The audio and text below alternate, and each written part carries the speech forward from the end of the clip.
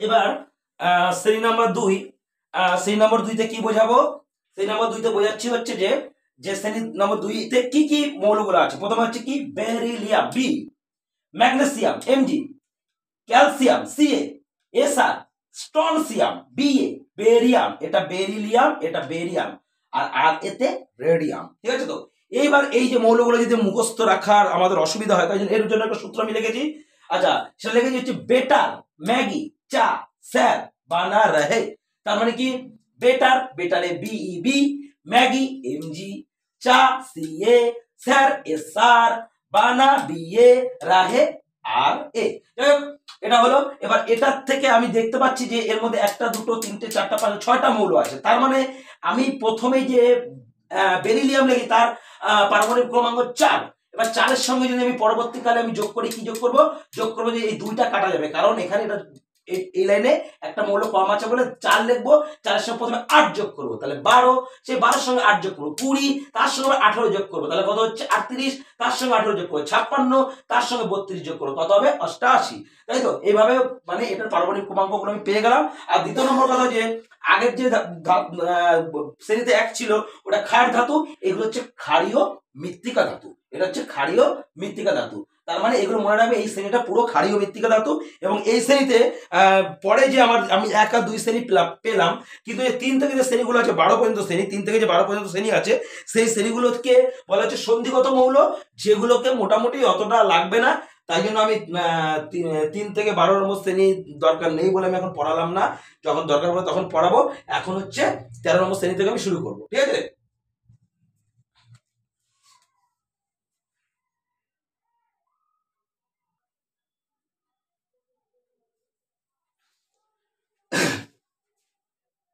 আচ্ছা, এরপরে রয়েছে শ্রেণী নাম্বার 13। শ্রেণী নাম্বার 13 এটাও খুব সহজ।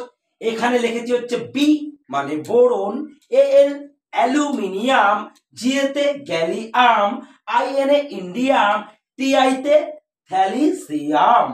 আচ্ছা, থ্যালিসিয়াম, তাহলে এটা মনে রাখবো কি করে? আরো সোজা আরো সোজা আরো সোজা। কি বরুণ আলোর চান ইন্ডিয়া থাকলো, মানে বরুণ আলোকে খুব ভালোবাসে, তাই জন্য সে ইন্ডিয়া ছেড়ে গেল না, ইন্ডিয়াতে থাকলো। মনে করবে বরুণ আলো চান ইন্ডিয়া থাকলো, তার মানে ইন্ডিয়া ছেড়ে গেল না, যার কথা ছিল যায়নি। এটা মনে রাখলে বরুণ বি বোরন, আলো এ এল অ্যালুমিনিয়াম, জান G A gallium, India I N indium, আর থাকলো টি আই যাকে বলছে থ্যালিমিয়াম। আর যাই হোক, এবার কথাটা হচ্ছে যে এটার মধ্যে আবার 1 2 3 4 5টা মৌল আছে। যদি 5টা মৌল থাকে তাহলে দেখা যাবে হচ্ছে এখান থেকে আমার প্রথমটা হচ্ছে 5 বোরন, তাহলে 5-এর সঙ্গে 8 যোগ করলে 13, মানে এই 8 থেকে শুরু হচ্ছে। এই দুটো সংখ্যা এখানে হবে না, এই 8 থেকে শুরু 13, 13-এর সঙ্গে 18 যোগ করলে 31, তার সঙ্গে 18 যোগ করলে 49, আর তার সঙ্গে 32 যোগ করলে 81। তার মানে এইখানে এর পারমাণবিক ক্রমাঙ্কগুলো খুব খুব খুব সহজেই পাওয়া যাবে। ঠিক আছে? এবার এইগুলো একটু বুঝলে বা একটু পড়লেই কিন্তু এগুলো মুখস্থ হয়ে যায়, অত কঠিন হয় না। এর থেকে অনেক প্রশ্ন আসবে। আচ্ছা, এই শ্রেণীর কোনো নাম দেওয়া হয়নি, তাই জন্য যেমন প্রথম ছিল হচ্ছে ক্ষার ধাতু বা ক্ষারীয় মৃত্তিকা ধাতু, এগুলো বললাম। এটা কোনো নাম দেয়নি, নাম যেহেতু দেয়নি বলার কোনো কারণ নেই। এরপর আমি 13 পরে 14 নম্বর শ্রেণীটা করবো। ঠিক আছে?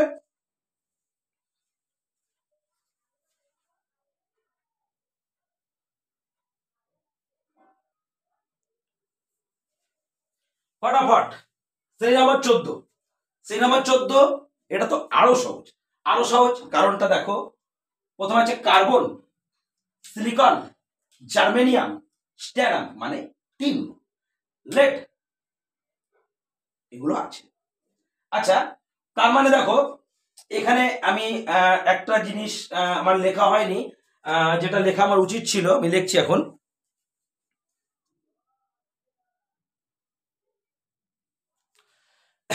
তার মানে বোঝা যাচ্ছে যে কার্বন মানে সি, সিলিকন ব্র্যাকেটে আমি লিখেছি এসআই, জার্মেনিয়াম ব্র্যাকেটে লিখেছি জিই, স্টেরাম ব্র্যাকেটে এসএন, লেড মানে পিবি।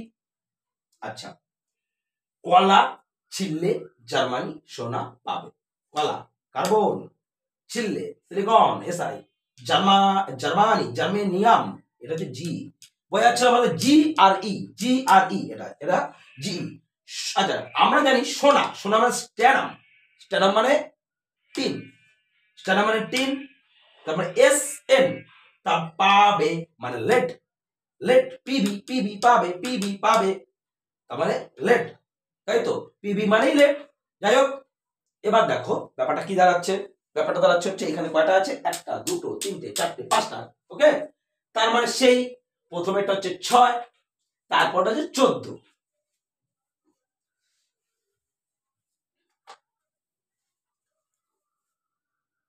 14, 6 তো 7 8 9 10 11 হ্যাঁ 6 পরে 8 যোগ করে 14, তবে এই দুটো যোগ হয়নি, এই একটা থেকে শুরু হয়েছে, এই একটা থেকে 14, 14 সঙ্গে যদি আমি 18 যোগ করি 32 এর সঙ্গে আবার 18 যোগ করেছি 50, 50 সঙ্গে আবার 32 যোগ করেছি 82। এটা কার মনে থাকে, এরকম ভাবে না মনে রাখলে মনে রাখা যাবে না, অনেক কষ্ট করে মুখস্থ করতে লাগবে। এইভাবে যদি মনে রাখো তাহলে মুখস্থ মানে মনে রাখতে অনেক সহজ হবে এই সূত্র অনুযায়ী। তাহলে কার পারমাণবিক ক্রমাঙ্ক কত সেটা কিন্তু এখান থেকেই বলা যাবে, কোনো মুখস্থ করার কোনো দিনই নেই, মুখস্থ করতে লাগবে না। যাই হোক, তাহলে কলা ছিললে জার্মানি সোনা পাবে, যদিও একটা অদ্ভুত অদ্ভুত কথা, এই যে সূত্রগুলো কিছুটা আমি নিজে তৈরি করেছি, কিছুটা আগের থেকে আমার জানা ছিল সেগুলো করেছি, কিছুটা নিজেও তৈরি করেছি। এগুলো তোমাদের মতো করে সূত্র মানে তোমরা বানিয়ে নিতে পারো, তাহলে তোমাদের যেটাতে তোমাদের সুবিধা হয় আমি সেটা বলতে যাচ্ছি। যাই হোক, এবার 14টা হয়ে 14 নম্বর শ্রেণী হয়ে গেল, এবার আসবো হচ্ছে আমি 15 নম্বর শ্রেণীতে, ঠিক আছে।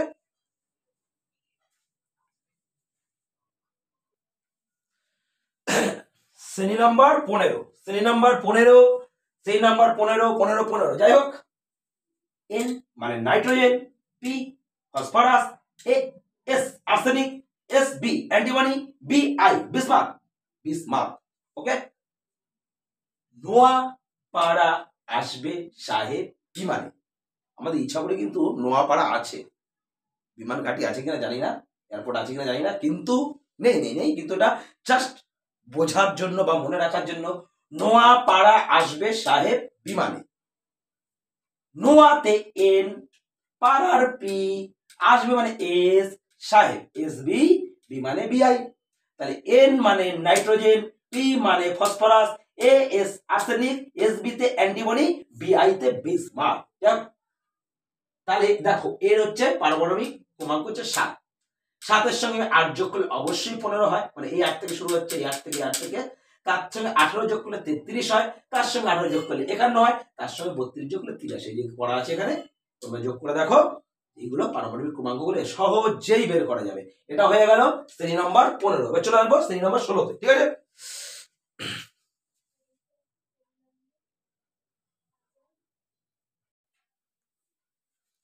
এবার চলে আসলাম 16 নম্বর শ্রেণীতে।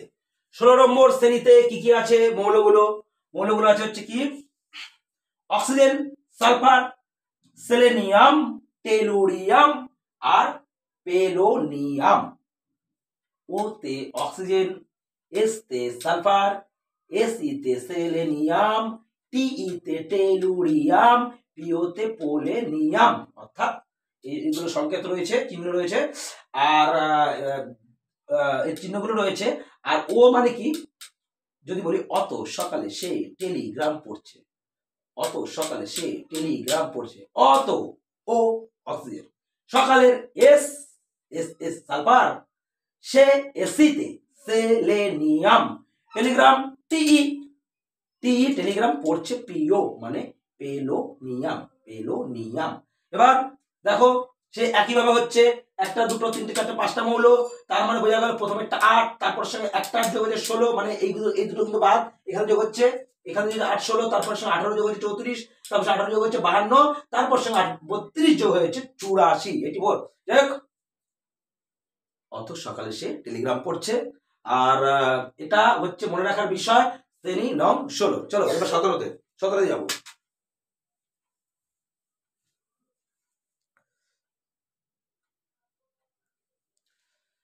শ্রেণী নং নং নং 17, শ্রেণী নং 17। আচ্ছা, শ্রেণী নং 17তে যেটা বোঝানোর বিষয়, সেটাতে আমি কোনো সূত্র ব্যবহার করলাম না, কারণ এটা তো ছড়ার মতো, এটা মুখস্থ রাখা যায় তাই জন্য। যাক, এই যে কোন কোন মৌলগুলো এই শ্রেণী নং 17তে রয়েছে দেখো, এফে fluorine, C L chlorine, B R bromine, I iodine, এটি astatine. Chlorine chlorine bromine iodine astatine, chlorine chlorine bromine iodine astatine, চিহ্ন পুরো মুখস্থ রাখা যাবে, 4-5 বার পড়লে মোটামুটি মুখস্থ হয়ে যাবে। আর দেখো এই ফ্লোরিনের পারমাণবিক ক্রমাঙ্ক 9, তার সঙ্গে কত যোগ করেছি 8 যোগ করে, মানে একটা 8 যোগ করে 17, তারপর 18 যোগ করেছে 35, সেই 35 সঙ্গে 18 যোগ করে 53, সেই 53 সঙ্গে 32 যোগ করে হলো 85। তাহলে এই মৌলগুলোকে কি মৌল বলে? যেগুলো শ্রেণী নং 17 থাকে এগুলোকে বলে হ্যালোজেন মৌল। কাকে হ্যালোজেন মৌল বলে? ঠিক আছে, পরে বোঝাবো। আচ্ছা, হ্যালোজেন মৌল এগুলো কি বলে? হ্যালোজেন মৌল, তাই তো। এইটা হচ্ছে শ্রেণী নং 17। এটাকে হয়ে যাক, তারপর বোঝাবো কোনটাকে কোন মৌল, কোনটা সন্ধিগত মৌল, কোনটা ক্ষারীয় মৃত্তিকা মৌল, কোনটা নিষ্ক্রিয় মৌল, সবই বোঝাবো। ঠিক আছে, এটা হচ্ছে 17 নম্বর শ্রেণী। ঠিক আছে, এবার চলে আসবো 18 নম্বরে।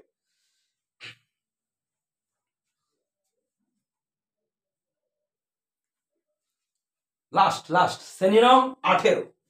শ্রেণী নং 18 যেখানে আছে যাকে বলবো নিষ্ক্রিয় মৌল বা নোবল গ্যাস। ঠিক আছে, আচ্ছা যাই হোক, এটা হচ্ছে নিষ্ক্রিয় মৌল বা নোবল গ্যাস। তার মধ্যে কি কি আছে? হিলিয়াম, নিয়ন, আর্গন, ক্রিপ্টন, জেনান, রেডন। একদম মুখস্থ, পুরো পুরো একদম মানে কবিতার মতো মুখস্থ। হিলিয়াম, নিয়ন, আর্গন, ক্রিপ্টন, জেনান, রেডন। ওকে, আচ্ছা যাই হোক, দেখো এখানে যে 1, 2, 3, 4, 5, 6টা যেহেতু আছে, তাহলে আমরা সেই আগের ফর্মুলা থেকে শুরু করি। আচ্ছা, প্রথমে ছিল হচ্ছে এটা দিয়ে শুরু করি। প্রথমটা হিলিয়াম হচ্ছে 2, 8 যোগ করলে 10, তার সঙ্গে 8 যোগ করলে 18, তার সঙ্গে 18 সঙ্গে 18 যোগ করলে 36, তাই তো নাকি? হ্যাঁ, 36, তার সঙ্গে 18 যোগ করলে 54, তার সঙ্গে 32 যোগ করলে 86। এগুলো সব নিষ্ক্রিয় মৌল বা নোবল গ্যাস। হয়ে গেল, পর্যায় সারণী হয়ে গেল। কিভাবে পর্যায় সারণী মনে রাখতে লাগে। যাই হোক, এটা ভালো মতো দেখবে, শিখে আসবে। ঠিক আছে, রাখছি তাহলে। ওকে।